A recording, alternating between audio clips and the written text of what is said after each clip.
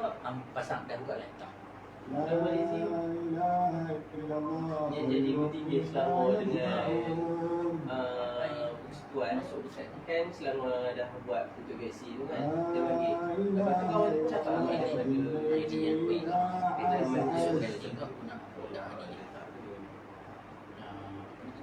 Pilih tu. Masukkan ke iklan yang ada. Ni. La ilaha illallah adad riyahi fil barari was-suhur. Macam ni panjang-panjang kan ni? Panjangnya panjang-panjang kan? Nak tak apa dia. La ilaha illallah yawmina hadha ila yawmi yunfakhu fis-sur. Kan untuk ni. Okey.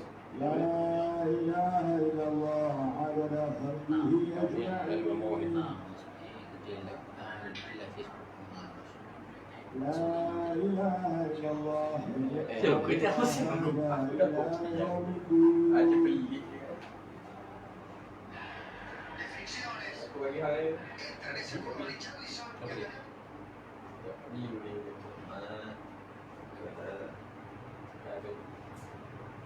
Mungkin sebagai besar daripada kita merasakan daging adalah satu makanan yang mudah untuk kita dapati dan mungkin murah untuk kita dapati di tempat kita.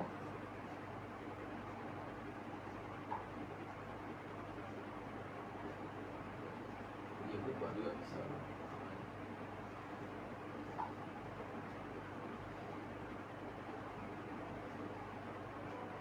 Si Izzat bagi 4,500 dia buat rajin buat badan.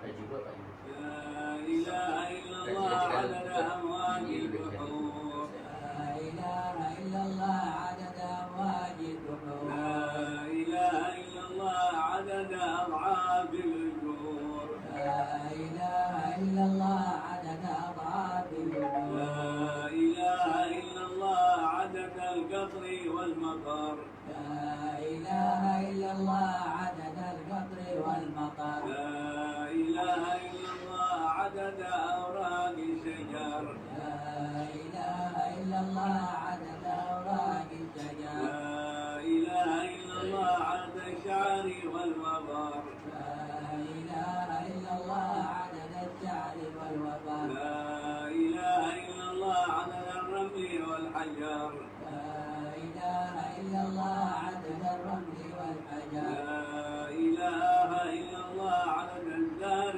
والثمر لا إله إلا الله عدد الزهر والثمر لا إله إلا الله عدد أنفاس البشر لا إله إلا الله عدد أنفاس البشر لا إله إلا الله عدد لمح العيون لا إله إلا الله عدد لمح العيون لا إله إلا الله عدد ما كان وما يكون لا إله إلا الله عدد ما كان وما يكون لا إله إلا الله تعالى عما يشركون لا إله إلا الله تعالى عما يشركون لا إله إلا الله خير مما يجمعون لا إله إلا الله خير مما يجمعون لا إله إلا الله بالليل إذا عسعس لا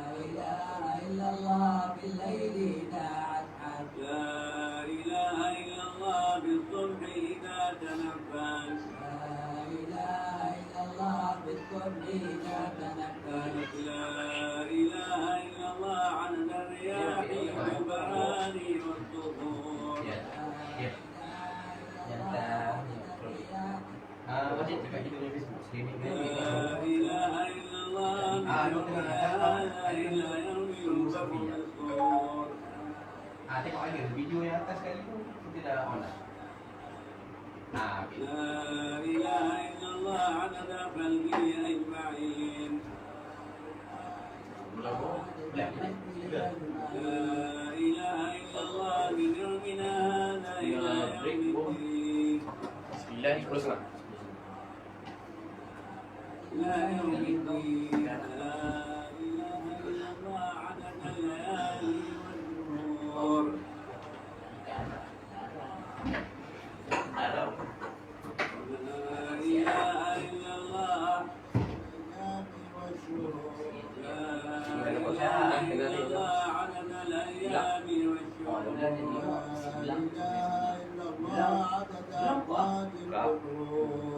إله إلا الله عدد أمواج البحور لا إله إلا الله عدد أرحام الأجور لا إله إلا الله عدد أرحام bila share ni kan ada link IKIM kan.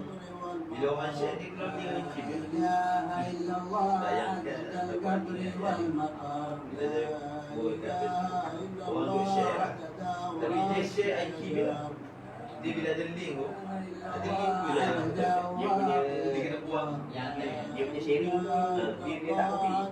Dia tak copy. Sebab tu kadang orang dia screenshot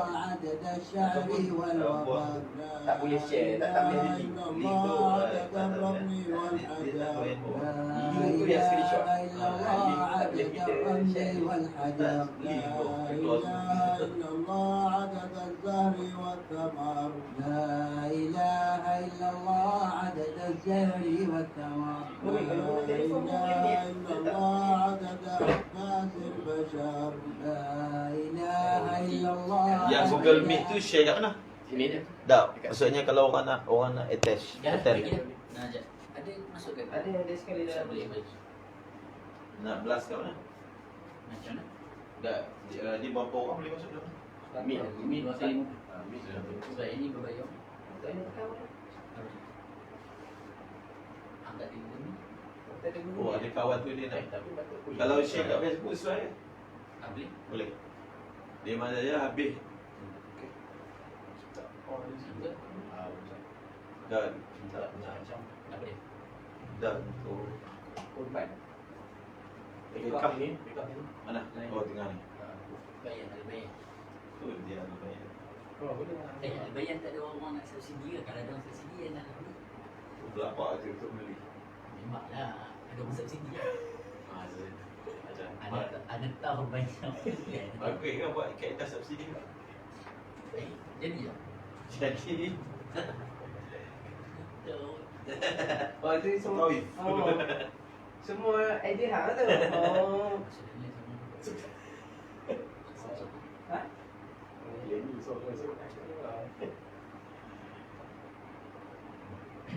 ada buat tak? No, saya nak. Bismillahirrahmanirrahim. Assalamualaikum warahmatullahi wabarakatuh. InsyaAllah sebentar lagi kita akan mulakan sesi daurah khas korban bersama-sama dengan Maulana Lutfi Muharram dengan perbahasan kitab Ibadah Korban, Hukum dan Cara. Kita akan bahaskan kitab ini. Saya harap yang dah beli daripada minggu lepas dah dapat masing-masing kitabnya. Saya share link dia. InsyaAllah. Banyak pada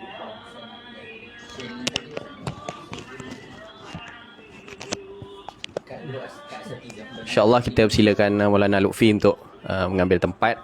Untuk sebentar lagi dimulakan daurah kita insyaAllah. Dekat asal Maulana Lutfi, nama hantar link suara masuk link.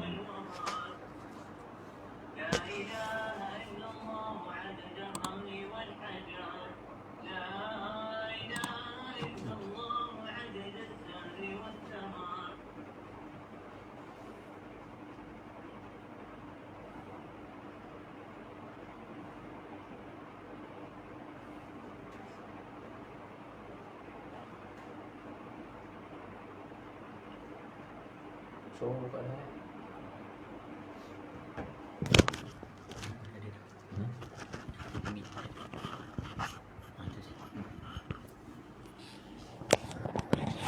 Tadi saya beritahu iklan soalan kita kumpul sampai sesi 4 semua sesi ni.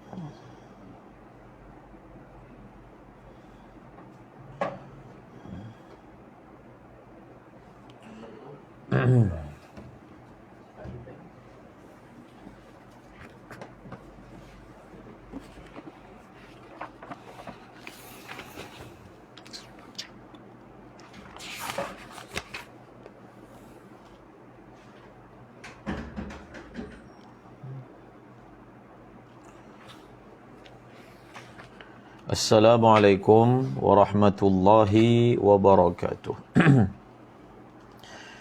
Bismillahirrahmanirrahim. Alhamdulillahi rabbil alamin. Wassalatu wassalam ala asyrafil anbiya'i wal mursalin sayyidina wa maulana Muhammadin wa ala alihi wa sahbihi ajma'in. ولا حول ولا قوة إلا بالله العلي العظيم أما بعد. Alhamdulillah, bersyukur kita kepada Allah Subhanahu wa taala dengan limpah rahim dan kasih sayang daripadanya kita dapat bertemu pada pagi ini bagi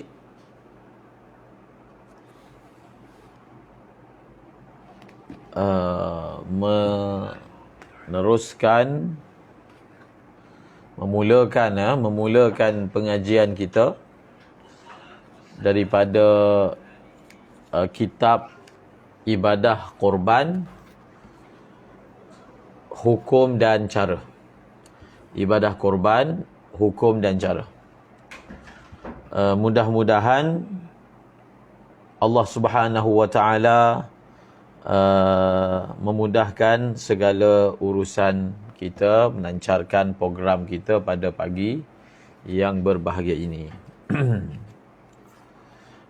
Buku ni konsepnya adalah menjadikan perkara berkaitan dengan korban daripada kitab Umdatus Salik wa Uddatun Nasik sebagai matan, kemudian disyarahkan. Itu konsepnya bagi mereka yang mungkin baru pertama kali berkenalan dengan buku ini. InsyaAllah kita akan usahakan untuk mengkhatamkan buku ini pada hari ini. InsyaAllah dengan izin Allah Subhanahu Wa Taala. Bismillahirrahmanirrahim. Kita mulakan bicara kita daripada muka surat 6. Daripada muka surat 6. Boleh lihat muka surat 6. Semua dah bersedia berkenalan dengan muka surat 6. Bismillahirrahmanirrahim. Babul udhiyati. Bab udhiyah korban. Bab udhiyah iaitu bab korban. Pengertian. Al-udhiyah pada bahasa ialah ismun lima yudhha bihi ay yuzbahu ayyama 'idil adha. Udhiyah ni apa? Adalah nama bagi binatang yang disembelih dengannya, iaitu pada hari raya Aidil Adha. Bila sebut udhiyah, orang Melayu panggil korban, binatang korban. Orang Arab panggil udhiyah. Dia merujuk kepada nama binatang yang disembelih dengannya, iaitu pada hari raya Aidil Adha. Khatib Asy-Syarbini rahimahullahu taala mengatakan, jadi Al-Imam Al-Khatib Asy-Syarbini mengatakan dalam kitab beliau Mughni Al-Muhtaj, perkataan udhiyah yang bermakna korban ni dalam bahasa Arab mushtaqatun min ad-dhahwah wa summiyat bi awwali zamani fi'liha wa huwa ad-duha. Ini daripada segi ilmu istiqaq, maknanya punca perkataan. Punca perkataan. Mengapa binatang korban itu dalam bahasa Arab dipanggil udhiyah? Mengapa? daripada mana punca perkataan udhiyah? Dia punca perkataan itu diambil dari perkataan ad-dhahwah, iaitu waktu pagi. Jadi kenapa binatang yang disembelih pada waktu korban, pada hari raya haji, dia di punca kata dia itu daripada perkataan waktu pagi? Kerana sesuai dengan awal waktu melakukannya, iaitu waktu duha. Ini dipanggil ilmu istiqaq, mengetahui punca bagi sesebuah perkataan.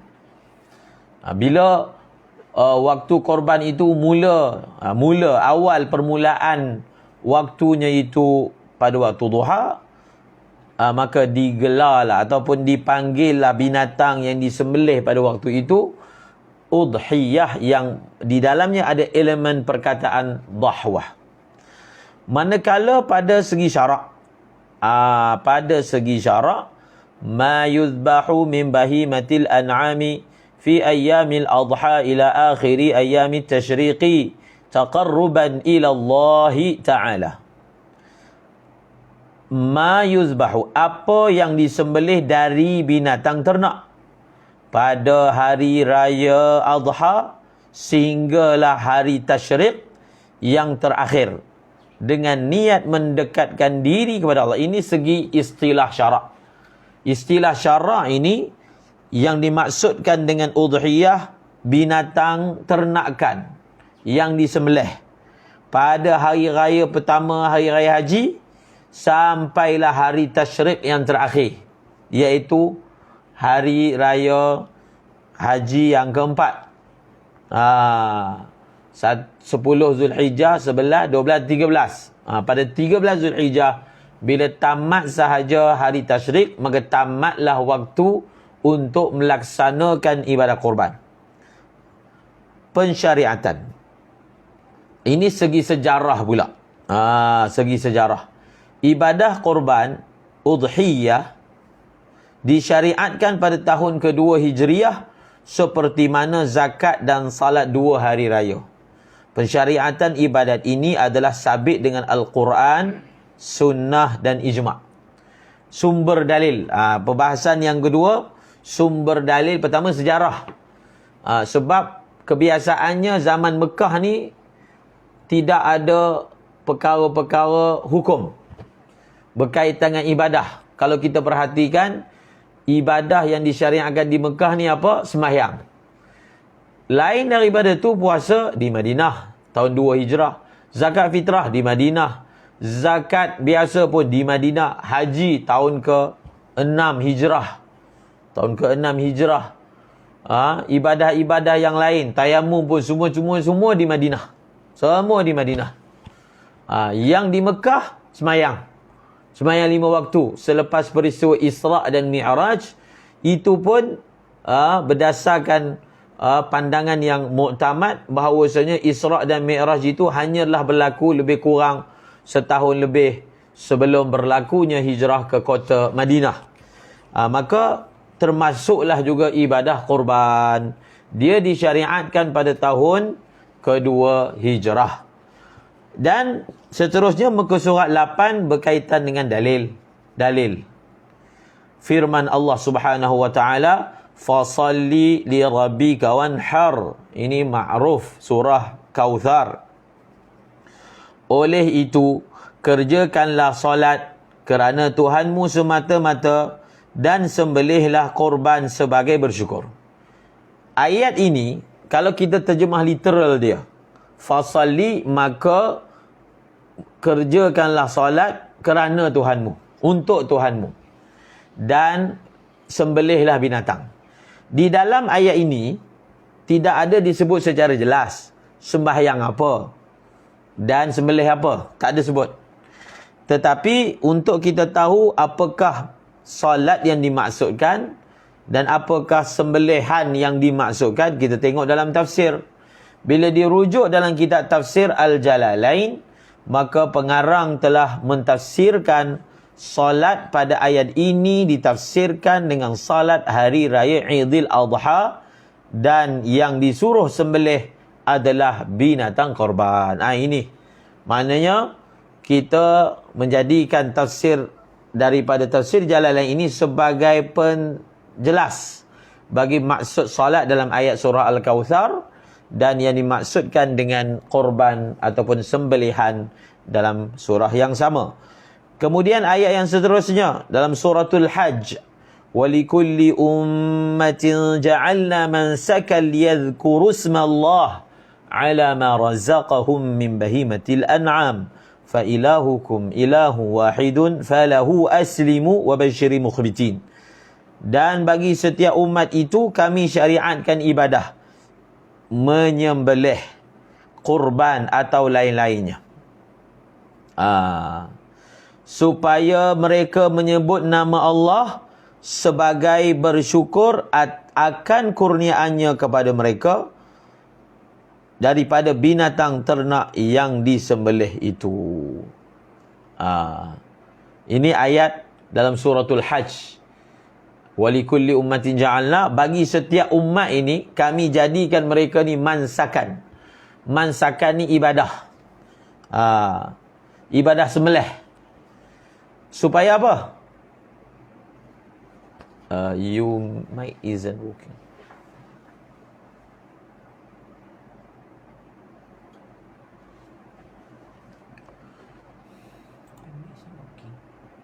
Dismiss.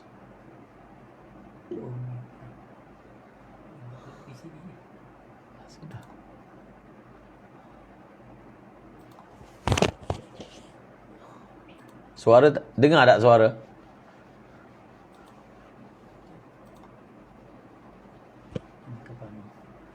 Mi. Okey tak? Ada tak suara? Mi. Mi. Ni ada tak? Tak dengar suara. Suara tak dengar?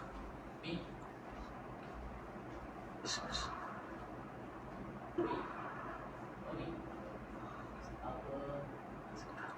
Dengar, suara dengar. Respon sikit, dengar tak suara?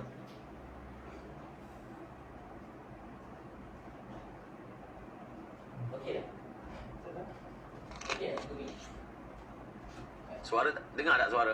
Okey, dengar. Dengar. Google Meet tak pasti. Facebook dengar. Google Meet.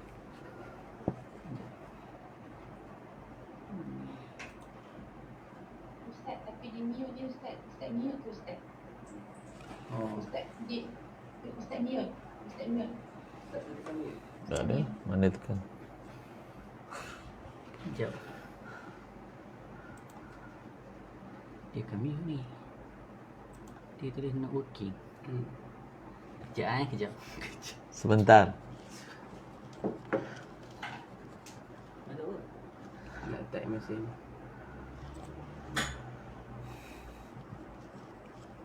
Maka dalam Ya, pasti tak dengar. bagi setiap daripada umat ini kami syariatkan ibadah menyembelih korban. Supaya apa? Supaya dengan mereka mendapat nikmat, Suruh Ustaz masuk balik. mereka mendapat nikmat penyembelihan korban, maka mereka dapat menyebut nama Allah sebagai bersyukur atas kurniaannya kepada mereka. Kemudian muka surat 9, dalil hadis dari Ummul Mukminin Aisyah radhiyallahu anha bahawa Rasulullah sallallahu alaihi wasallam bersabda, "Ma 'amila adamiyyun min 'amalin yawman nahri ahabba ila Allah min ihraqid dam. Innahu la ya'ti yawmal qiyamati biquruniha wa ash'ariha wa azlafiha wa anna ad-dama la yaqa'u min Allah bimakanin qabla an yaqa'a min al-ardi fatibu biha nafsan." Tidak ada amalan yang dilakukan oleh anak Adam pada hari An-Nahar, hari raya Aidil Adha, yang lebih dicintai oleh Allah Azza wa Jalla selain daripada menumpahkan darah binatang korban. sesungguhnya ia akan datang pada hari kiamat dengan tanduknya, bulunya dan kukunya, dan sesungguhnya darah tersebut akan sampai kepada redha Allah Azza wa Jalla sebelum ia jatuh ke bumi. Maka hendaklah kamu merasa senang dan suka dengan ibadah korban. Ini hadis kelebihan korban. Dalil ijma' ulama. Ijma' ulama bahawa telah disyariatkan ibadah korban. Kata Imam Ibn Hajar, tiada khilaf bahawa ibadah korban adalah sebahagian daripada syariat agama. Selesai. Kemudian kita pergi pula muka surat seterusnya, iaitu berkaitan dengan apa hikmah disyariatkan ibadah korban. Hikmah dia. Bila sesuatu ibadah itu kita buat, satu, atas unsur ta'abbud, kepatuhan. Yang kedua, bila kita tahu hikmah daripada ibadah tersebut, maka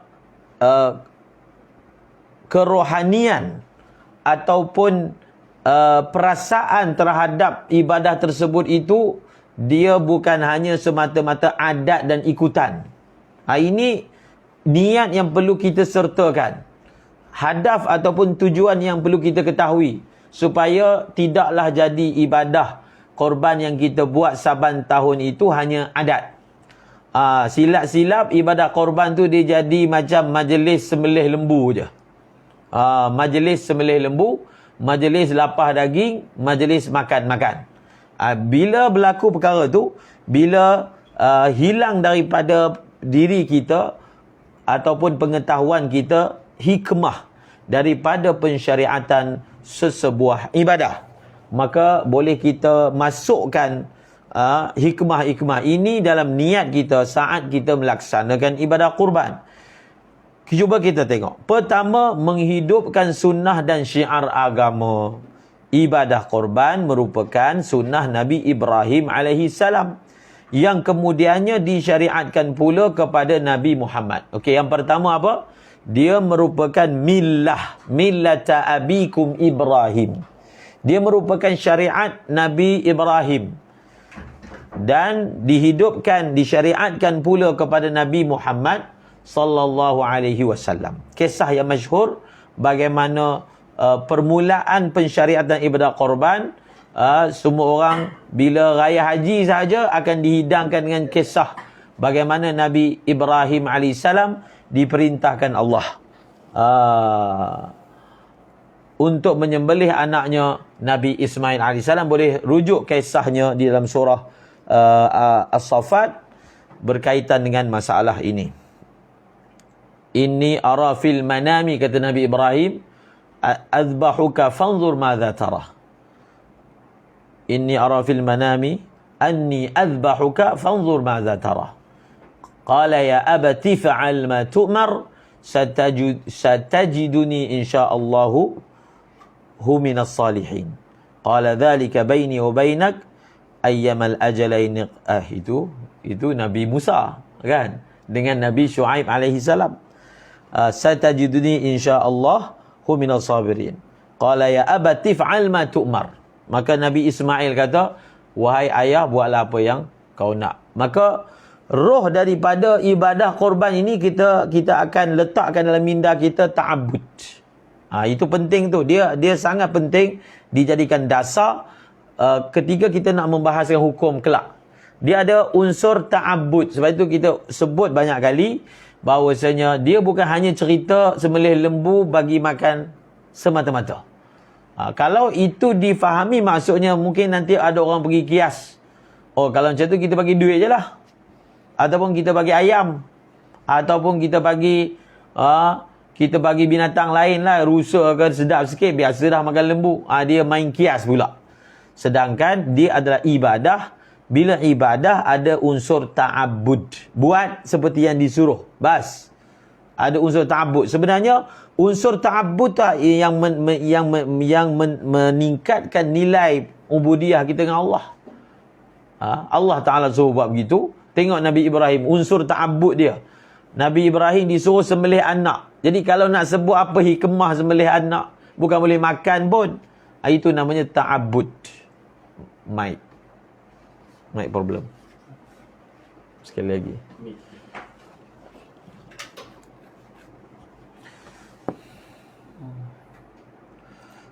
Jadi Akmal buat macam mana tu? Dia keluar balik. Keluar balik. Hmm. Keluar balik masuk balik.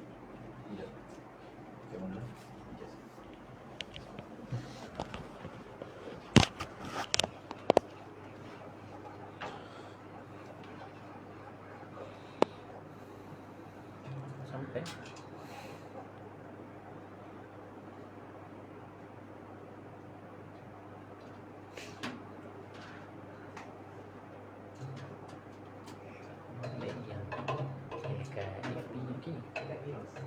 Oh, itu ya. Kalau tidak dulu tadi. Saat itu. Tuh, dekat tu.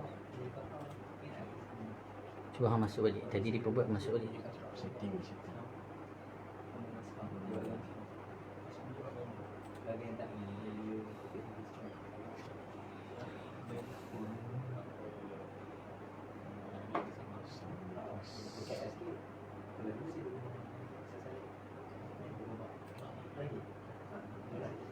Cuba try.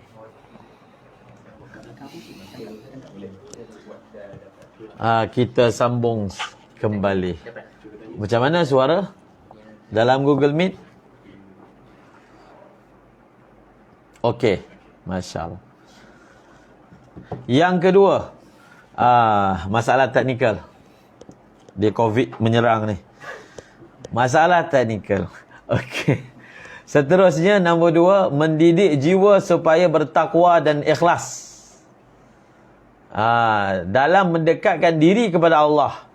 Kerana hanya orang yang benar-benar ikhlas yang akan dapat melakukan ibadah ini dengan sebenarnya. Yang ketiga, ini ikhlas ini mungkin merujuk kepada la yanalallaha luhumuha wala dima'uha walakin yanaluhu taqwa minkum. Yang ketiga, korban juga merupakan suatu amalan yang boleh menghapuskan dosa dan mencapai keridhaan Allah. Kita mengetahui apakah fadilat ibadah korban ini menghapuskan dosa kita. Syumulul maghfirah. Sebab itu disunatkan bagi mereka yang akan melakukan korban supaya tidak memotong kuku dan membuang bulu mula daripada 1 hari bulan Zulhijjah hari ini, malam tadilah sebenarnya, mengikut ru'yah yang telah diiklankan. Kalau negeri yang belum nampak lagi macam Brunei, dia mula esok, kan? Dia mula esok barulah dikira sebagai 1 Zulhijjah. Jadi kalau ada siapa di ahli falak menurut dia belum masuk lagi, dia kira esok lah. Tapi kita yang awam ni, kita beriman saja seperti yang mana yang diiklankan, katanya hari ini 1 Zulhijjah, maka 1 Zulhijjah lah kita mematuhinya. Okey, maka fadilat dia adalah syumulul maghfirah, supaya keampunan itu meratai. Jadi bila banyak bulu kat badan, bila kuku panjang, makin banyak anggota tubuh kita yang digenangi, diselubungi dengan maghfirah. Itu antara hikmah mengapakah tidak dianjurkan untuk membuang bulu dan memotong kuku. Yang keempat, mengikis sifat tamak dan memupuk sifat murah hati, belas kasihan terhadap fakir miskin dan saudara seagama yang memerlukan, serta mahu berbelanja dan berkongsi nikmat hidup dengan orang lain kerana Allah. Ini sebenarnya konsep ataupun faedah secara umum bagi berinfak, bersedekah, iaitu bersih hati kita dari cintakan harta. Tak kisahlah itu dalam bentuk korban ke, dalam bentuk zakat ke, sedekah ke, wakaf ke, semuanya adalah supaya kita lepaskan harta kita sikit. Jangan sayang sangat sampai sukar berpisah dengan harta. Dan antara platform untuk kita melepaskan harta itu adalah ibadah kurban. Dan yang kelima, dapat merapatkan hubungan kasih sayang sesama manusia, terutama antara orang golongan kaya dengan golongan yang kurang bernasib baik. Dia kadang-kadang ketidakstabilan masyarakat ni berpunca daripada ketidakseimbangan ekonomi. Maka berlakulah orang miskin ni geram je dekat orang kaya. Nampak rumah besar, kereta besar, tapi tak pernah nampak pun harta sampai dekat orang miskin. nampak dia tambah kereta, tambah bini, tapi mereka tak dapat mengecapi. Sedangkan sebab itu dalam mazhab Syafi'i, zakat ni kena bagi orang sekeliling. Sebab apa?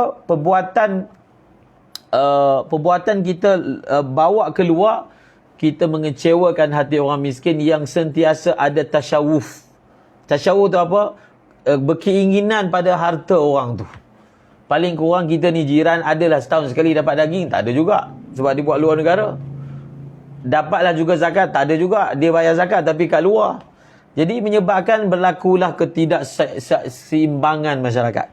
Tapi kalau orang kaya ni sentiasa memerhatikan orang miskin, ada zakat dia salurkan orang kawasan dia, ada wakaf dia mulakan orang kawasan dia, ada sedekah, ada korban, maka di situlah sebenarnya akan mengeratkan hubungan dan tidak mewujudkan hasad daripada kalangan orang miskin kepada orang kaya, dan tidak juga menjadikan sangka buruk pula. Sebab orang kaya dia mungkin sangka buruk, dia kata ni semua harta aku. Memang sepatutnya kamu pergi salurkan. Kenapa nak sangka buruk pula? Memang sepatutnya. So kalau itu memang sifat dia, maka insya-Allah kita dapat mengurangkan masalah sosial yang berlaku dalam sesebuah masyarakat. Allahumma salli ala sayyidina Muhammad. Hukum ibadah korban. Kita masuk kepada inti hukum fiqahnya. Hukum ibadah korban. Kata pengarang rahimahullah, hiya sunnatun muakkadah. Ia adalah sunnat muakkadah. Ibadah korban merupakan sunat muakkadah dan syiar agama yang jelas, yang sangat dituntut ke atas orang-orang yang berkemampuan demi memelihara syiar Islam. Sunat muakkadah. Bila disebut sahaja sunat muakkadah, meninggalkannya itu dia akan jadi makruh. Hukumnya makruh. Imam Syafi'i berpendapat ibadah korban hanyalah sunat berdasarkan beberapa dalil. Antaranya adalah sebuah hadis daripada Ummi Salamah bahawa Nabi SAW bersabda, "Idza ra'aitum hilala Dzulhijjati wa arada ahadakum an yudhhiya falyumsik an sya'rihi wa adfarihi." Apabila kamu melihat hilal Zulhijjah dan salah seorang dari kamu bermaksud akan melakukan korban, hendaklah ia menahan diri, tidak memotong dari rambut dan kukunya. Jadi macam mana Imam Syafi'i istinbat daripada hadis ni bahawasanya ibadah korban itu sunat? Dia ada kaedah dalam usul fiqh, al-aslu fil amri al-wujub. Aslul amri lil wujub kan. Tetapi kalau ada sebarang sarif, ada qarinah yang menunjukkan bahawasanya perintah dalam sesebuah nas dia bukanlah wajib, maka kita akan pergi kepada hukum seterusnya. Dia kata apa? Kaedah dia apa? Al-amru lil wujub ma lam ya'ti sarif. Sesuatu perintah itu hukumnya adalah wajib selagi mana tidak ada sarif ataupun qarinah yang palingkan daripada makna wajib kepada makna sunat. Antara qarinah adalah apabila sesuatu perintah dikaitkan dengan kehendak. Contohnya, sesiapa yang nak buat ibadah korban, bila sesuatu ibadah tu dikaitkan dengan kehendak, masyiah, iradah, maka ia menunjukkan ibadah tu bukan wajib. Kalau sesuatu ibadah tu wajib, dia tak ada ayat siapa nak. Tak, memang nak ke tak nak ke kena buat. Itu kaedahnya. Contohlah, saya bagi contoh. Dalam mazhab Zahiri, kahwin ni wajib. Dalam seumur hidup mesti kahwin walaupun sekali. Kalau tak, berdosa. Sebab Allah Ta'ala berfirman, "Fankihu ma taba lakum minan nisa." Fankihu ni fi'il amar. Wajib kamu kahwin. Ini Zahiri yang berbeza dengan jumhur ulama yang mengatakan bukan wajib. Maka jumhur telah berhujah mengatakan walaupun dalam ayat ini menggunakan sirah amar, tetapi maknanya bukan wajib. Kerana perintah ini disusuli dengan ma taba lakum, dengan wanita yang kamu nak, kamu suka. Jadi sesuatu perintah yang dikaitkan dengan suka dan tak suka menunjukkan benda itu bukan wajib. Benda itu bukan wajib. Fankihu ma taba lakum, yang kamu nak. 1 ke 2 ke 3 ke 4 ke, kamu nak lah. Kalau benda tu wajib, dia tak ada bagi pilihan. Dia tak ada kaitkan dengan nak. Dia tak ada kaitkan dengan senang hati. Itu cara berhujahnya Imam Syafi'i. Sehingga maknanya kita berbeza dengan mazhab lain. Mazhab lain. Seperti misalnya mazhab Imam Malik warna biru tu. Imam Malik kata wajib. Imam Abu Hanifah kata wajib bagi penduduk yang bermukim di negeri yang kaya. Imam Baihaqi dan selainnya telah meriwayatkan dengan sanad yang hasan bahawa Abu Bakar Siddiq dan Umar Khattab pernah tidak melakukan ibadat kurban kerana bimbang orang ramai menganggap ianya wajib. Berdasarkan hadis ini dalam Kifayatul Akhyar, ibadah korban itu adalah sunat kerana ia dikaitkan dengan kemahuan untuk melakukannya. Sekiranya wajib sudah pasti bukan begitu lafaznya. Jadi mereka yang belajar, kita belajar ni satu dalil. Bila contohnya dalam soalan kan, kalau di madrasah dipraktikkan begitulah. Apakah dalil bagi masalah ni? Kita bawa ayat Quran. Contoh. Kita bawa ayat Quran, fasalli li rabbika wanhar. Ataupun kita bawa hadis. Maka sebenarnya pelajar ni dia belum jawab lagi soalan. Bila bawa dalil, kena bawa bersama dengan dalil wajah istidlal. Bukan bawa ayat Quran je. Bukan bawa hadis je. Daripada jalan mana tu kamu dapat istinbatkan benda ni sunat misalnya. Wajah istidlal tu kena bawa. Barulah sempurna istidlal. Semata-mata bawa ayat Quran itu belum lagi membawa dalil. Itu belum lagi beristidlal. Kena bawa pula wajah istidlal. Dan wajah istidlal dalam konteks ayat ini sebutkan tadi itulah. Bila sesuatu itu yang macam dalam Kifayatul Akhyar. Bila sesuatu perintah dikaitkan dengan kehendak, maka benda itu sunat. Mazhab Hanafi wajib. Sebab itu tak heranlah kalau kita herankan tempat kita, masjid ni 25 ekor, Masjid Seri Petaling. Ada masjid berapa? Ada si fulanah tu buat sampai 80 ekor misalnya. Benda ni kalau kita pergi negara mazhab Hanafi, setiap rumah buat korban. Dia sembelih depan rumah aja. Tak ada tambak kat masjid semua, tak ada. Depan rumah. Kalau kita pergi di Darul Ulum Zakaria di South Africa kan, orang sana bermazhab Hanafi, madrasah sahaja ni buat korban kambing berapa ekor? 2000 ekor. 2000 ekor. Makan tak habis. Untuk madrasah saja. Jadi kambing tu makan setahun. Kambing korban makan setahun. Kambing lepas disembelih dibelah 4, buah dalam kurung, makan setahun. 2000 ekor. Itu baru satu tempat kan. Kalau dekat India sampai daging korban tanam. Tak ada siapa makan. Tanam.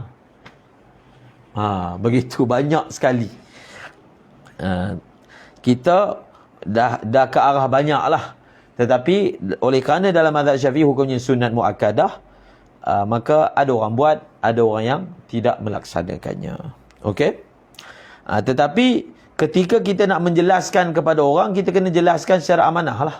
Oleh kerana masyarakat kita ni bermazhab Syafi'i, kita kena bagi itu sunat. Kita tak boleh guna kaedah pendekatan nak bagi orang buat, kita bayangkan benda tu wajib. Itu dipanggil tidak amanah dalam ilmu. Benda tu sunat lah. Cuma sebutlah hadis apa yang Nabi sebutkan, siapa yang tak buat dan seumpamanya. Tetapi tetap hukumnya adalah sunat muakkadah. Orang yang disunatkan pula melakukan ibadah korban, muka surat 12. Seseorang, pertama ada 4 tu. Seseorang yang pertama Islam, tidak sah korban orang bukan Islam. Nanti kita akan terangkan bagaimana tajaan binatang korban oleh individu bukan Muslim ataupun syarikat bukan Muslim. Itu macam mana tu. Dia tak Islam, dia nak taja. Boleh terima ke tak, itu akan ada perbahasannya. Yang kedua, merdeka. Maka tidak dituntut ke atas seorang hamba. Yang ketiga, baligh. Begitu juga tidak dituntut melakukan korban ke atas budak yang belum baligh. Dan orang yang gila kerana mereka bukan mukallaf. Nanti pun akan ada persoalan. Bagaimana kalau sang ayah ni nak buat korban untuk anaknya yang belum baligh? Boleh ke tak? Kalau boleh, bagaimana? Secara asasnya tidak ditaklifkan kepada mereka sebab belum baligh. Yang keempat, mampu. Yang kata makruh tak buat korban ni bagi orang yang mampu. Kalau dia tak mampu, lalu dia tak buat korban, dia tidaklah jatuh hukum makruh. Yang kata hukum makruh ni siapa mampu. Siapa tak mampu, sudah tentulah tak mungkinlah dikatakan kepadanya, dibebankan dengan hukum makruh. Itu jelas. Dimaksudkan dengan berkemampuan. Apa maksud orang tu mampu? Maksud mampu tu apa? Dimaksudkan dengan berkemampuan untuk melakukan ibadah korban menurut mazhab Asy-Syafi'i ialah orang yang mempunyai lebihan wang dari keperluan dirinya, dan orang yang berada di bawah jagaannya, makan, pakaian dan tempat tinggal sepanjang Aidil Adha dan 3 hari tasyrik. Okey, kita ambil contohlah satu orang ni, dia punya perbelanjaan kalau 4 hari. Iktibar hari raya pertama sampai habis tasyrik 4 hari lah. Dia punya dengan sekali dengan tanggungan, dia perlukan 1 hari RM200. Duit ada kat tangan dia, ada RM3,000. So kalau 4 hari, dia perlukan RM800. Ada balance kan? RM2,200. Binatang korban berapa ringgit? Satu bahagian? 700 misalnya. Maknanya dia ni ada lebihan. Ada lebihan daripada apa yang dia perlukan selama 4 hari.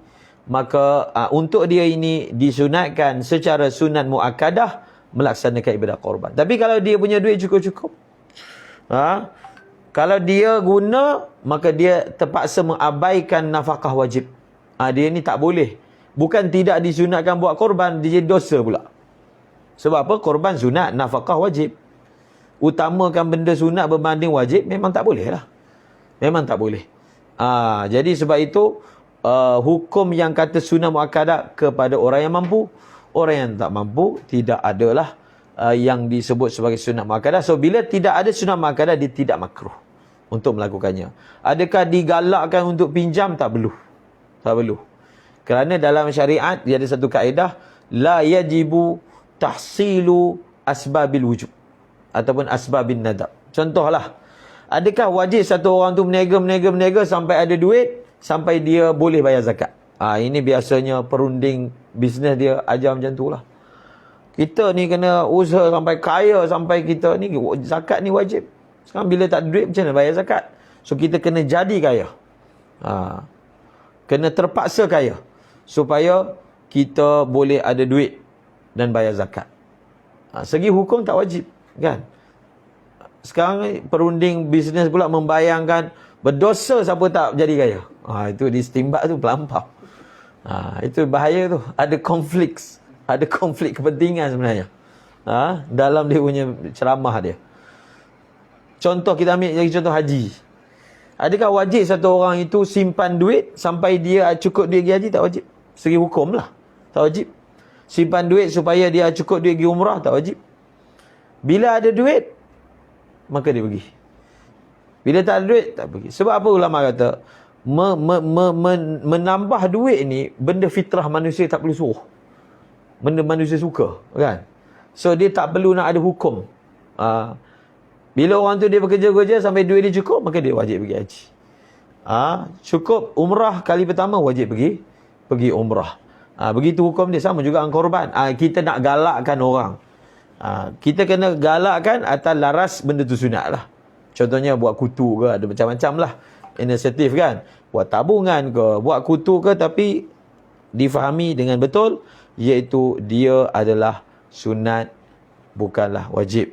Sebab kadang-kadang orang jadi takut sebab ustaz tu cara dia ceramah tu nampak benda tu dosa tak korban ni. Maka itu tak betul. Penjelasan itu tidak tepat. Okey? Samalah saya bagi contoh yang lain. Contohnya akikah. Akikah ni dia di antara hadis yang masyhur, kan? Setiap anak itu tergadai dengan akikahnya. Imam Ahmad pula tafsirkan maksud tergadai dengan akikahnya, satu orang ayah tu dia tak akan dapat doa anak tu kalau dia tak kekahkan dengan anak dia. Yang akan dituntut seperti ini adalah orang yang semasa dalam tempoh nifas. Dia mampu untuk buat kekah, tapi dia tak buat. Ada orang dulu-dulu dia memang mana ada duit nak beli kambing. Dia ada duit sikit, anak dah besar. Maka kita tak boleh bayangkan pada dia, kamu ni semua ni tak buat kekah masa anak kecil ni. korban dia punya doa anak ni tak dapat. Sedangkan tak. Sebab ayah tu dikira tidak bersalah. Kerana pada ketika waktu yang dituntut dia tak mampu. Selepas itu tuntutan dia tak keras. Khususnya bila anak dah baligh. Bila anak dah baligh, akikah tu kepada anak. Kepada anak. Dan tidak ada kaitan dengan murtahinun bi'aqiqatihi bagi orang yang tidak mampu. Yang dimaksudkan adalah bagi orang yang mampu, dia perlu melaksanakannya. Tapi itu pun untuk ayah itu selagi anak itu belum baligh. Okey. Tambahan masalah satu.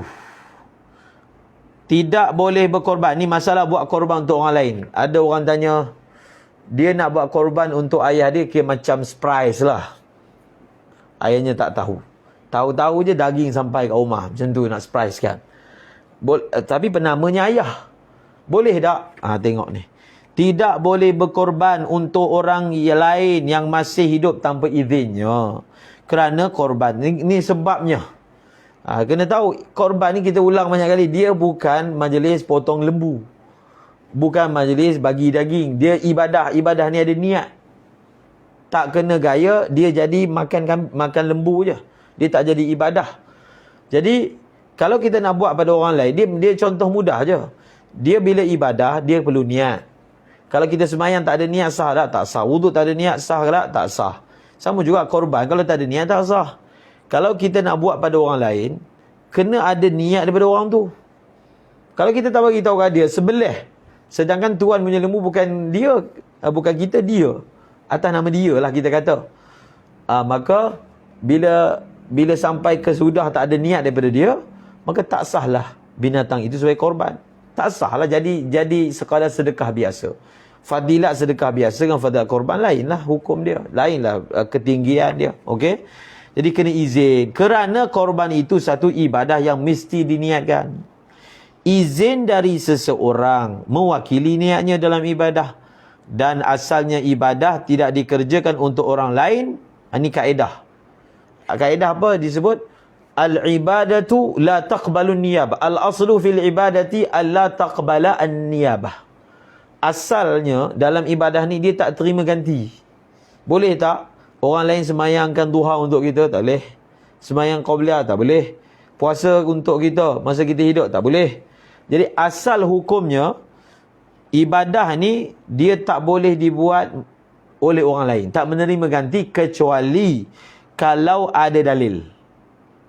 Maknanya bolehlah kita simpulkan, minoriti sahaja ibadah yang menerima ganti. Apalagi bila tiada keizinan, maka tidak boleh berkorban untuknya. Ibadah korban ni menerima ganti boleh. Ibadah yang menerima ganti apa? Haji, umrah, badal, ganti. Tapi dengan syarat-syaratnya. Puasa, itu pun untuk yang dah mati.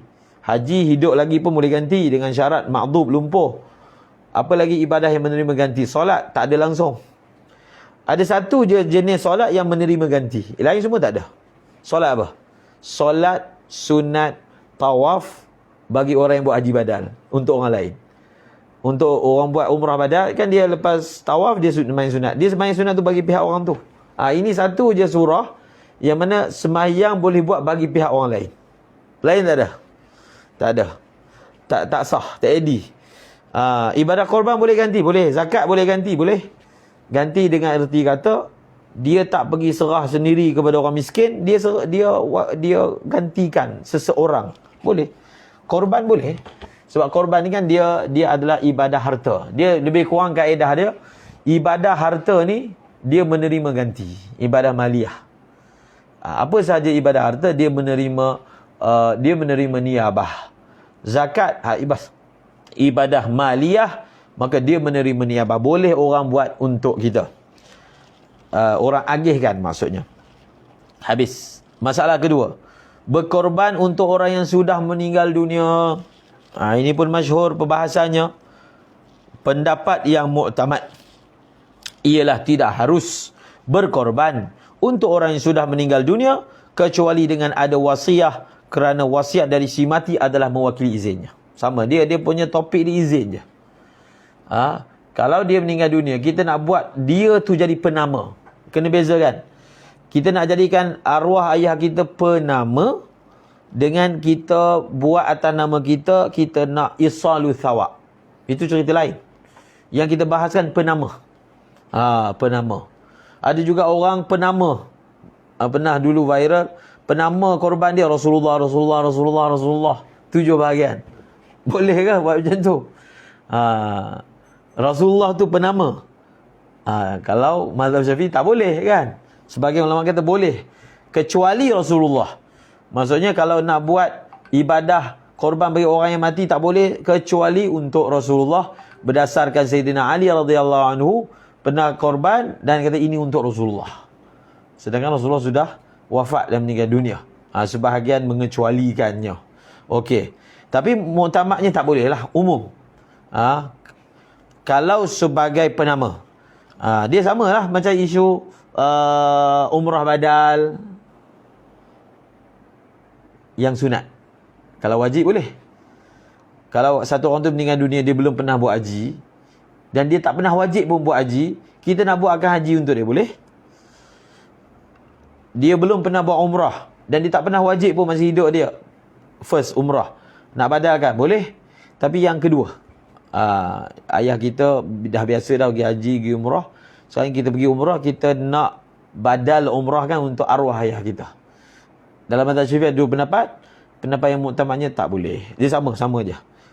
Sekiranya tidak ada wasiat, maka tidak boleh mengumrah badal sunat. Mengumrah sunat. Membadalkan umrah sunat, tak boleh. Topik dia adalah niat. Okey? Allahumma salli ala sayyidina Muhammad. Jika ada wasiat dari si mati, maka bolehlah berkorban untuknya dan wajib bersedekah. Ni kena ingat. Kalau kita buat korban untuk orang yang dah mati dan ada wasiat, agihan dia lain.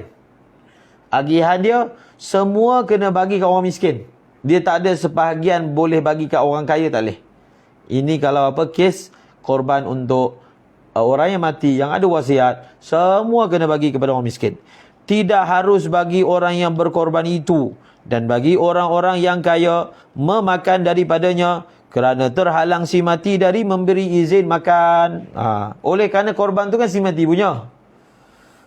Jadi dah mati tak boleh minta izin dia, maka tertentulah korban itu hanya diberikan kepada orang miskin sahaja.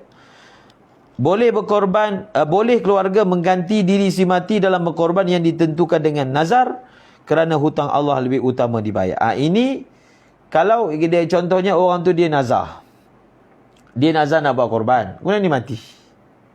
Adakah korban itu diteruskan? Ya, diteruskan.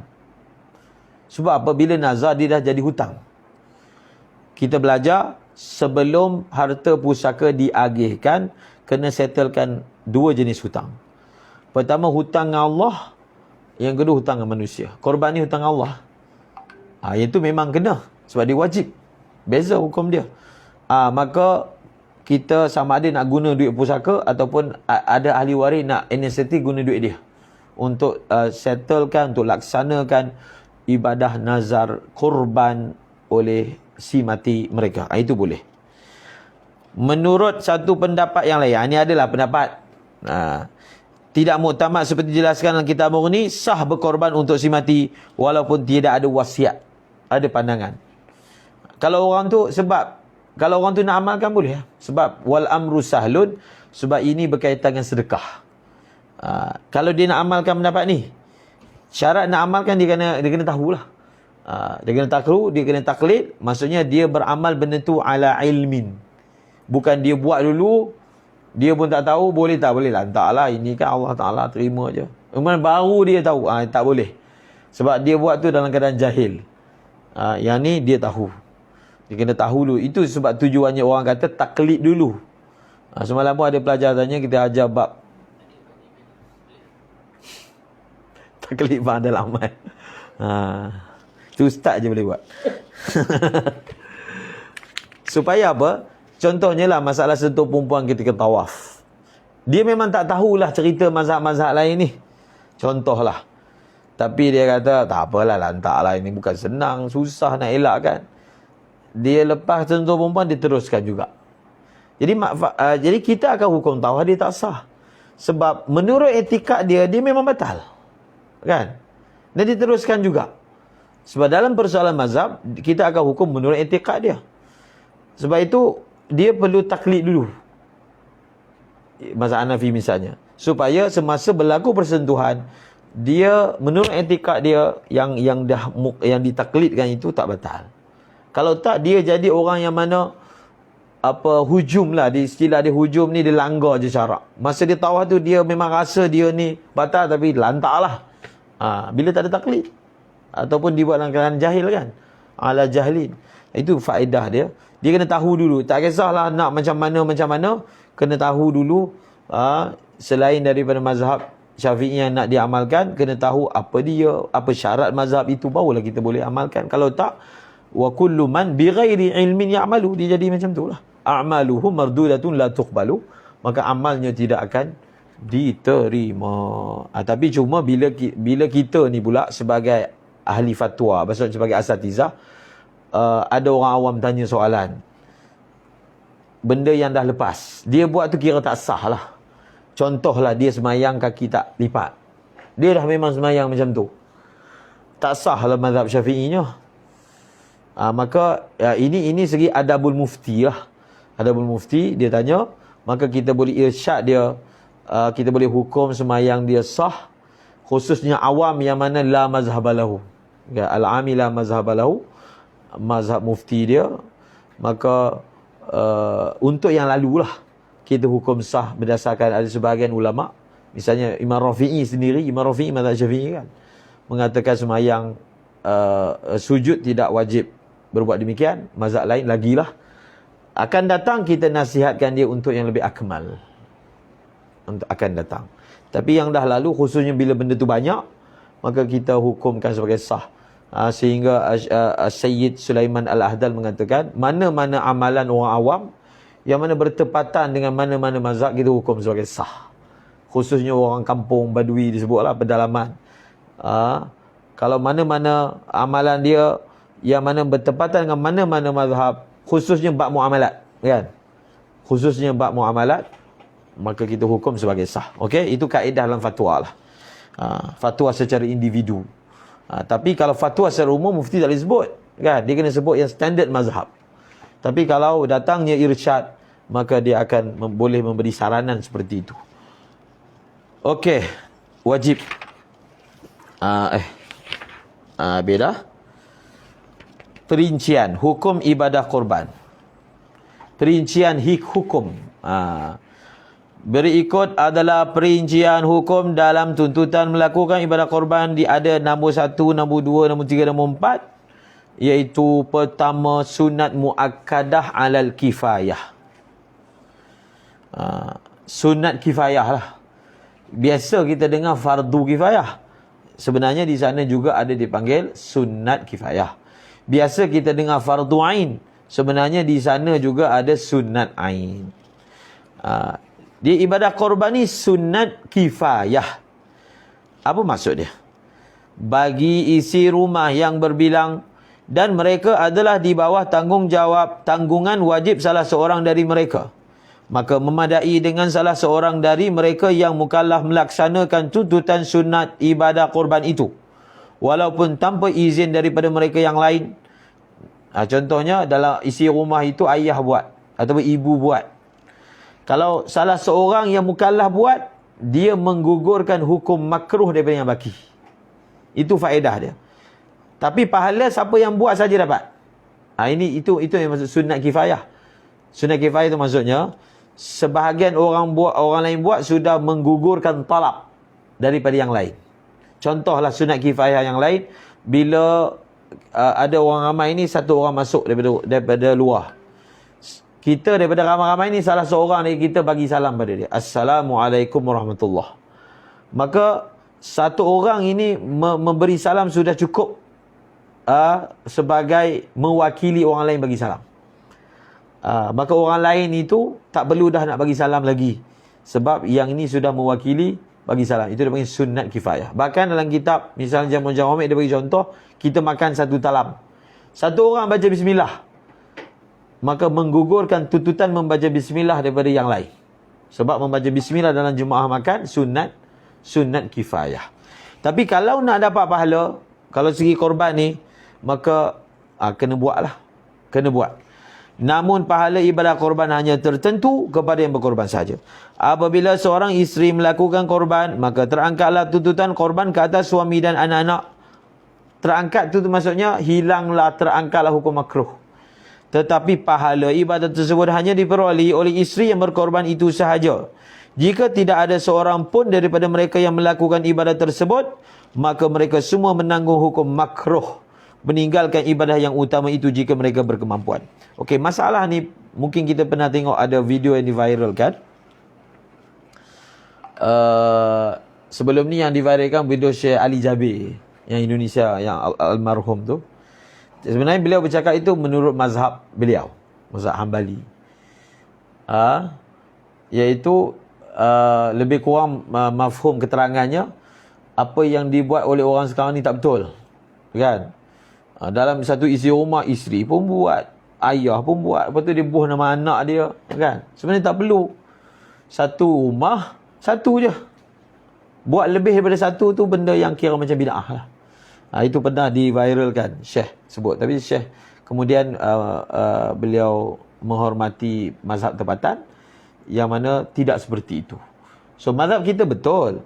Kalau satu orang buat, dia menggugurkan tuntutan kifayah, iaitu hukum makruh tu terangkat. Tetapi segi nak dapat pahala secara khas, pahala korban tu, maka isteri kalau nak pahala, isteri kena buat. Kalau anak pula dapat pahala khas korban ni, anak pula sebagai pahala khas, sebagai pelaku, kan? Jadi tak samalah. Tak adalah istilah, maknanya kalau dah ada satu rumah, kalau ada lain buat maka bid'ah. Itu keterangan tu tidak menepatilah mazhab kita. Kalau ada satu orang buat, yang lain tidak dituntut secara muakkad. Yang tu ya, betul, kan? Ya, tepat. Sunat muakkadah alal ain. Sunat ain. Sunat ain ni macam mana? Sunat ain ni maksudnya, kalau nak menggugurkan hukum, kalau nak melaksanakan tuntutan ibadah itu, setiap individu dia kena buat. Dia perlu buat untuk lepaskan tuntutan tu. Dia tak boleh orang lain buat, kan? Itu kalau sunat muakkadah alal kifayah, kan, kita tengok. Jika isi rumah seorang saja, dia duduk seorang je dalam rumah tu, atau lebih daripada seorang, tapi masing-masing bukan di bawah tanggungan salah seorang dari mereka, seperti rumah bujang, rumah kongsi, ataupun dalam satu rumah duduk 2-3 keluarga, menantu ada, menantu nombor 1, menantu nombor 2, duduk satu rumah, kan? Yang ni dia lain. Contohnya rumah bujang ada 5 orang, masing-masing nak angkat hukum makruh, kalau mampu, masing-masing kena buat. Dia tak boleh satu saja seorang dalam rumah tu buat, maka yang lain tak payah buat dah. Tak. Ini kalau rumah yang jenis macam mana? Tidak, rumah yang mana masing-masing tanggung diri sendiri, kan? Kalau yang macam tadi ni, satu isi rumah yang ada satu kepala yang tanggung mereka. Itu gugur dengan satu orang saja yang melakukannya. Maka tuntutan ibadah korban itu menjadi sunat muakkadah ke atas individu perseorangan. Maka sunat melakukannya dan makruh meninggalkan ibadah tersebut bagi yang berkemampuan. Soalan nanti kita kumpul sesi yang keempat, insya-Allah. Okey, kita ada 15 minit sebelum rehat. Wajib. Bila ni ibadah korban jadi wajib? Ibadah korban menjadi wajib kerana 2 sebab, iaitu pertama, nazar. Lafaz nazar seperti kata-katanya, ni contohlah, untuk Allah, dalam bahasa Arab, lillahi alayya. Jadi terjemah tu, untuk Allah, wajib ke atasku, alayya tu diterjemah wajib ke atasku berkorban, atau wajiblah ke atasku berkorban dengan binatang itu. Itu contohlah. Dia bagi 2 contoh. Contoh sirah nazar, lillahi alayya, ataupun wajibun alayya an udhahiyya misalnya. Ataupun dia sebut saya bernazar. Apa sahajalah daripada salah satu 3 sirah tadi, dia jadi nazar. Bila korban kita jadi wajib, dia cerita lain. Bila korban kita jadi wajib, kita tak boleh makan. Orang yang kita tanggung itu pun tak boleh makan. Pastikan, bezakan cara agihan kalau ia nazar dan ia itu bukan nazar. Okey, jelas?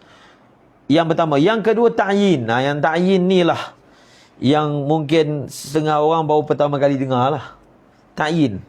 Lafaz ta'yin seperti kata-katanya. Dia kata macam ni.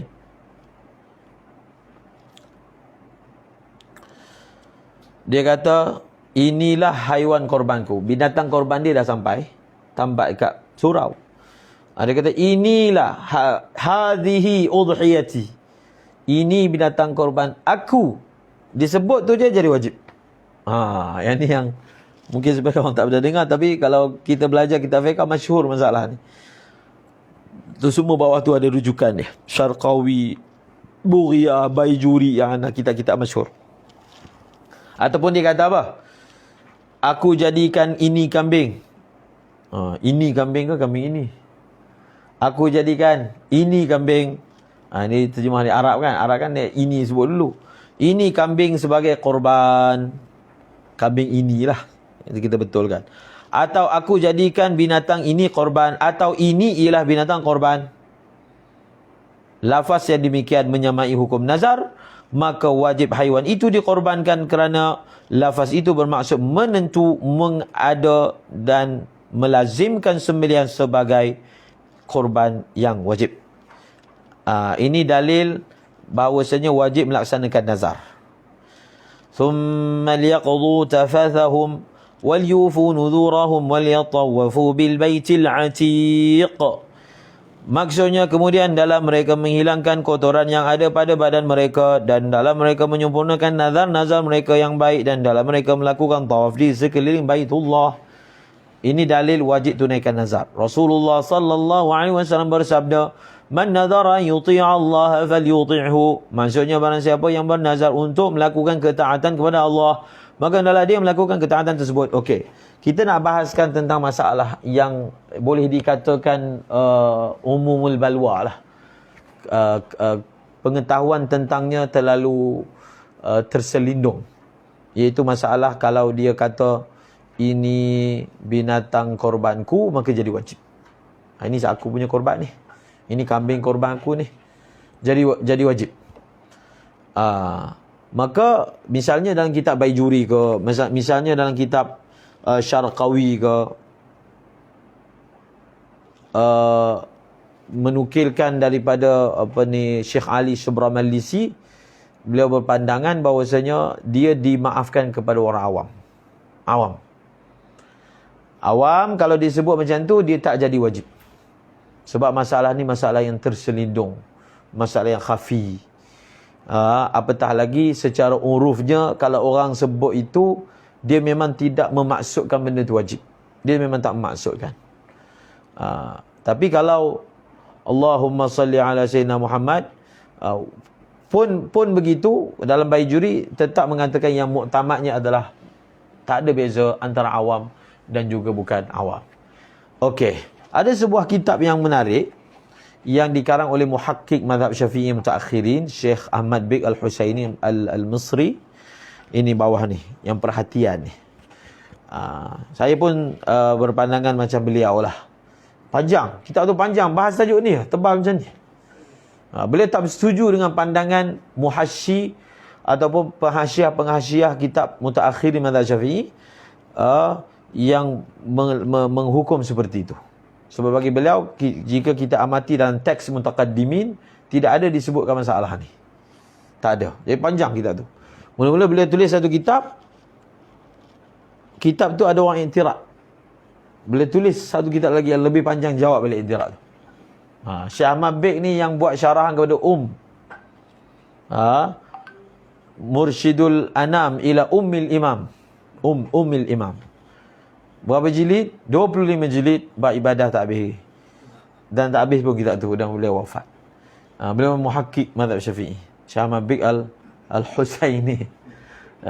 Dia ada sejarah dia dalam mukaddimah tu bagaimana beliau mendapat taufik untuk belajar. Ada.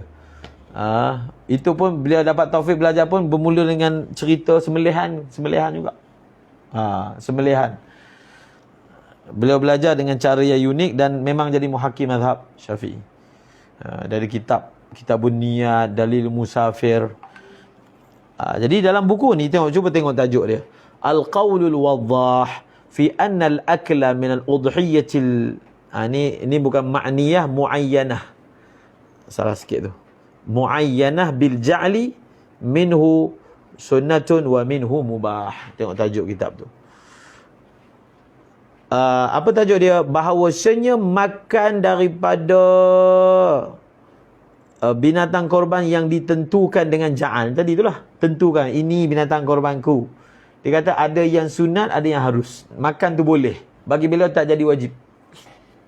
Tak jadi wajib, boleh makan.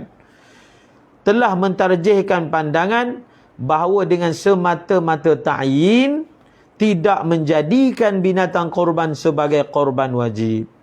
Pada pandangan ini terdapat keluasan pada umat, khususnya orang awam. Antara hujah beliau, dia kata sejak bila pula niat tak ada peranan? Sepatutnya niat ada peranan. Bila orang tu kata ini binatang korbanku, dia tak niat pun benda tu wajib. Kan? Bahkan secara umumnya kalau tempat kita orang buat korban semuanya sunat. Faham kan? Difahami sebagai sunat. Jadi sedangkan standard dalam hukum fiqah, dia bercakap segi kawaid dia. Sesuatu ibadah itu mesti ada peranan niat dalamnya. Jadi bila dia mengucapkan, dia tak bermaksud pun benda tu nazar ke, dia tak bermaksud benda tu wajib ke, maka mengapa kita dengan semata perkataan ini binatang korbanku kita jadikan dia wajib? Panjang hujah dia dengan membawa teks-teks mutaqaddimin ulama Syafi'i lah. Dan kita puas hatilah dengan hujah yang beliau bawakan, insya-Allah. Dan padanya ada keluasan. Sama ada kita cakap tajuk ni, sama ada kita memakai yang seperti Syekh Ali Syubra Malisi yang dia bezakan untuk antara alim dan juga ami, ataupun yang ni terus secara mutlak. Selagi dia tak berniat wajib, bas dia adalah sunat. Okey, tak apalah. Kalaulah kita ambil yang masalah ni dengan hukum standard yang ada dalam kitab-kitab mutaakhirin. Macam mana cara nak elakkan daripada dia nak sebut ni, nak perkenalkan ini kambing dia, lembu dia. Jadi macam mana cara dia nak elakkan daripada tak jatuh jadi wajib? Ini cara dia. Ni ambil daripada Baijuri. Tidak jadi ta'yin dengan lafaz-lafaz berikut. Ini cara, maknanya walaupun iyalah ada qaul Syekh Ahmad bin Al-Husaini, tetapi ada juga ulama di sana yang kata jadi wajib. So, kita dalam masyarakat, mungkin kita ketua-ketua ataupun pembimbing masyarakat, kita sebarkan knowledge lah, pengetahuan. Memanglah boleh saja kita lorongkan mereka dengan qaul Syekh Ahmad bin Al-Husaini, tetapi kalau nak menggunakan konsep al-khuruju minal khilaf, maka kita ajar orang awam.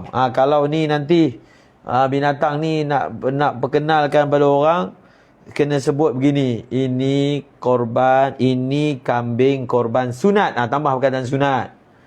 Tak apa. Ini ilmu tambahan diajar pada orang awam. Barulah setiap tahun tu bila buat korban tu ada ilmu yang bertambah. Sepatutnya peserta-peserta tu dipanggil, dikumpulkan, terangkan. Bukan dia WhatsApp.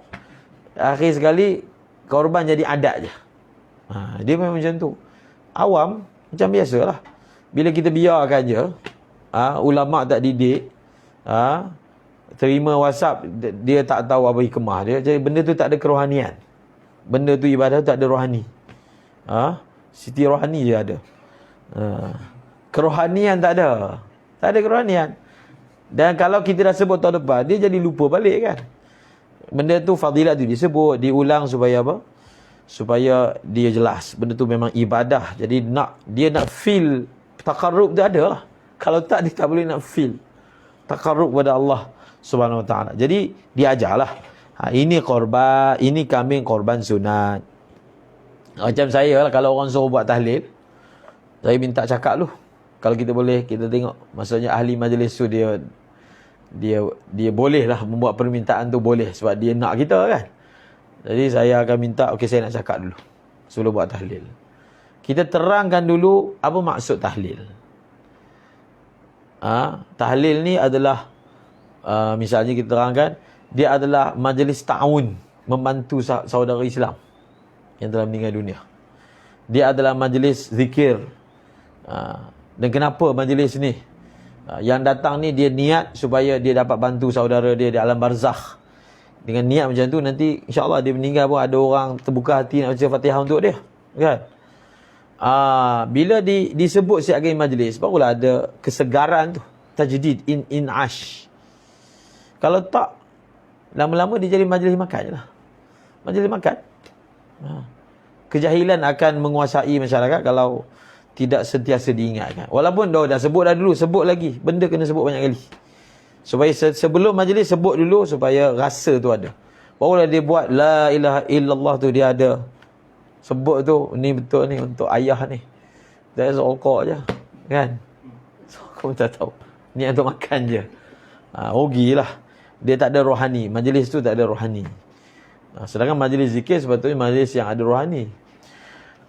Korban ini untuk kambing ini untuk korban insya-Allah, tambah perkataan insya-Allah. Okey, itu cara pelepas dia. Atau kami ataupun disebut ni kambing ni aku nak sembelih nanti raya haji. Pun boleh tak? Saya akan sembelih ini pada hari raya haji. Pun perkataan ini tidak menjadikan dia wajib atas pendapat yang masyhur. Begitu juga tidak jadi hukum nazar dengan semata-mata membeli binatang untuk korban. Dia beli binatang, niat dia masa beli tu memang untuk korban, niat lah. Adakah dengan dia beli beserta niat tadi akan jadi nazar? Tak jadi. Nazar, bila kita nak sebut sikit masalah nazar. Nazar ini dia adalah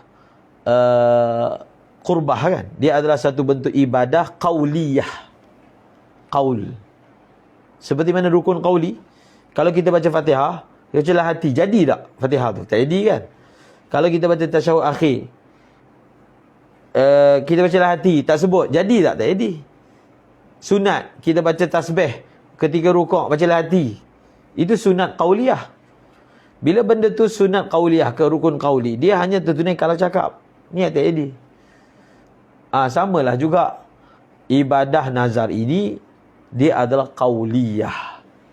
So bila qauliyah nak jadi nazar, kena sebut. Biasanya orang tanya kita, kan, dia kata saya ni ada nazar, kalau begitu begini, maka macam mana? Sebelum kita jawab soalan tu, apa yang dia kena buat, kita tanya dulu dia nazar tu macam mana hari tu. Dia kata dia nazar, sebenarnya dia nazar lah dalam hati. Dia dalam keadaan terdesak, kan, dalam hati dia sebut, kalau begini maka saya nazar. Dia bagi tahu kita dia nazar, tapi kita kena periksa dulu dia cakap apa. Oh, jagalah hati. Tak adalah. Dia asal tu pun tak berlaku. Dia punya cabang tak adalah. Sama juga masalah cerai. Dia kata saya dah cerai isteri saya apa semua.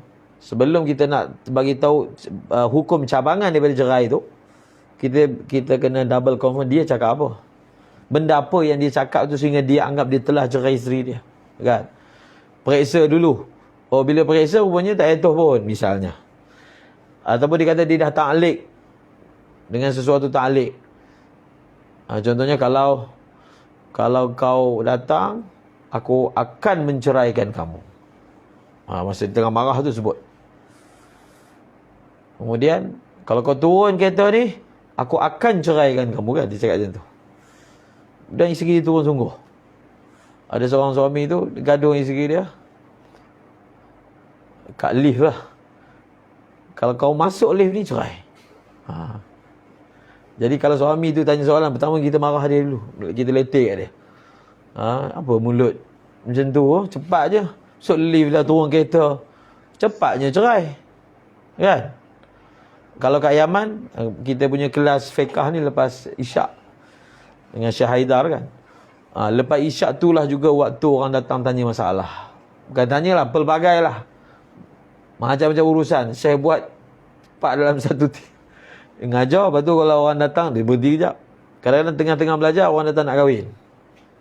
Orang Arab, dia kahwin tu pakai t-shirt je. Sebab dia majlis tu lepas bulan. Jadi masa akad tak ada apa-apa lah. Datang 2 orang. 2 orang saksi, bas. Pakai t-shirt je, akad nikah. Ada yang datang, cerai ni.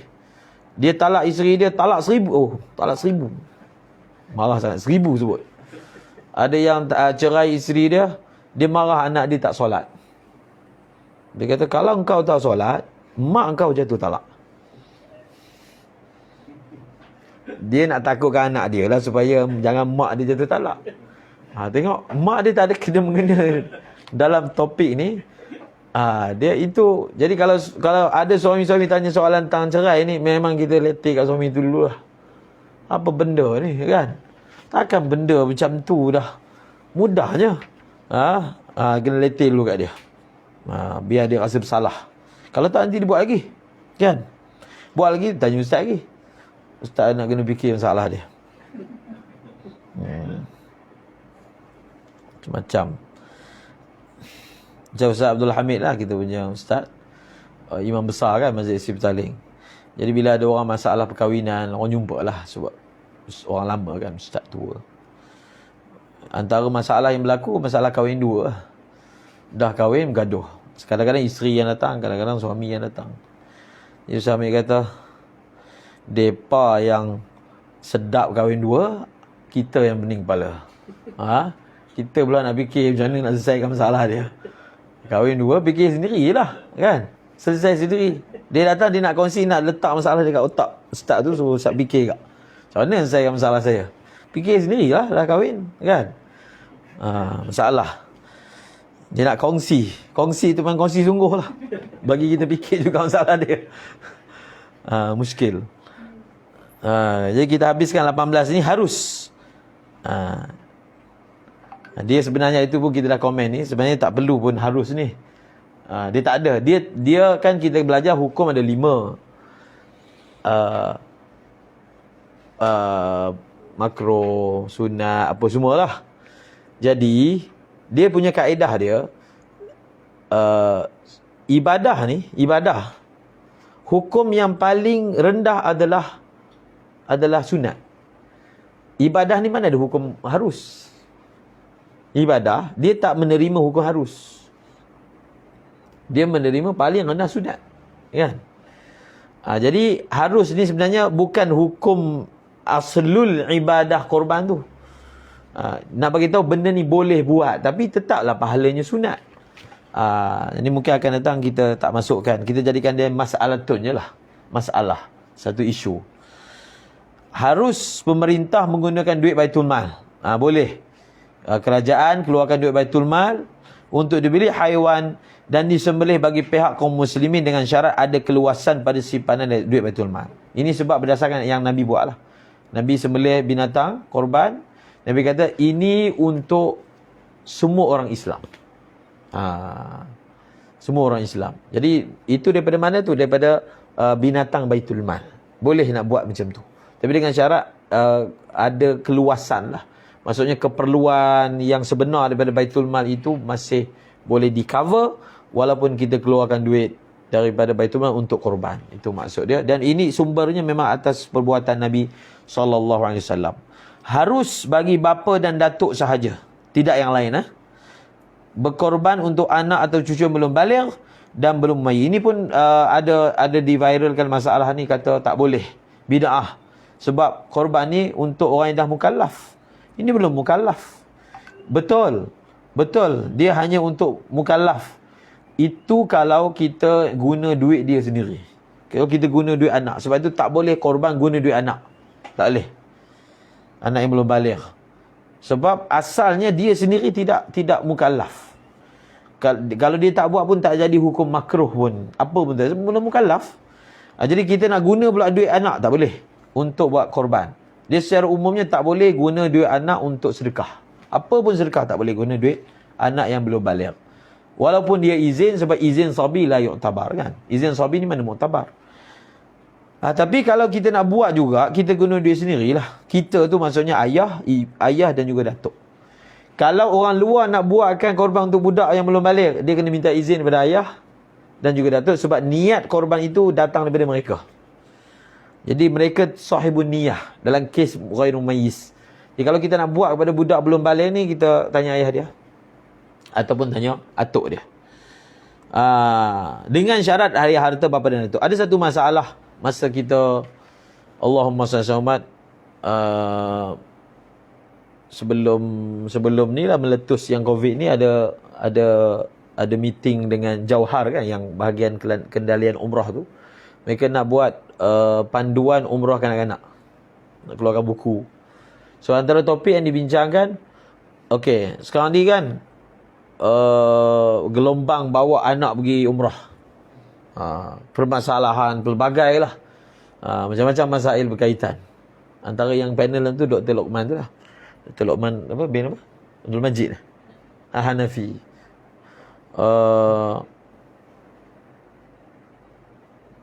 Jadi boleh tak guna duit tabung anak tu untuk bawa dia pergi umrah? Situ Maka saya kata tak boleh kan. Walaupun anak tu dia teruja lagi bekah, tak apa guna duit kakak, tak boleh. Dia punya izin tu semua tak muktabar sebab dia belum mumayyiz. Ghairu mumayyiz izin tak muktabar kan. Dan benda itu benda sunat. Benda sunat. Untuk dia masih sunat kan, umrah. Maka kembali kepada kaedah tadi, kita tak boleh tasarruf ayah ni pada duit anak ni maslahat je. Jadi bawa pergi umrah bukan maslahat yang rajih, benda sunat sebab tak gugur pun apa-apa kewajipan dia. Kalau nak bawa juga pakai duit sang ayah. Tak boleh guna duit anak tersebut. Dan benda itu pun masa belajar minhaj baru ni disebut begitu. Sebarang tambahan nafkah yang berlaku disebabkan bawa anak tu pergi umrah, hendaklah datang daripada duit wali. Ialah tambahan nafkah. Tambahan nafkah apa? Tempat tinggal. Kalau dia pergi umrah, tak ada bayar kos tempat tinggal. Tambahan nafkah. Perjalanan, tambahan nafkah. Makan mungkin jadi mahal sikit, contoh. Tambahan nafkah. Itu semua adalah bukan daripada duit suami, tapi duit anak tersebut, duit daripada wali tersebut. Kaedah tu konsisten. Tak boleh guna duit anak untuk buat benda sunat. Tak boleh. Itu luar daripada maslahat. Kalau dia nak ajar, sebab dulu ada juga satu orang nak buat satu projek, dia call saya, dia minta jadi macam penceramah lah. Projek dia menggalakkan derma di kalangan pelajar sekolah.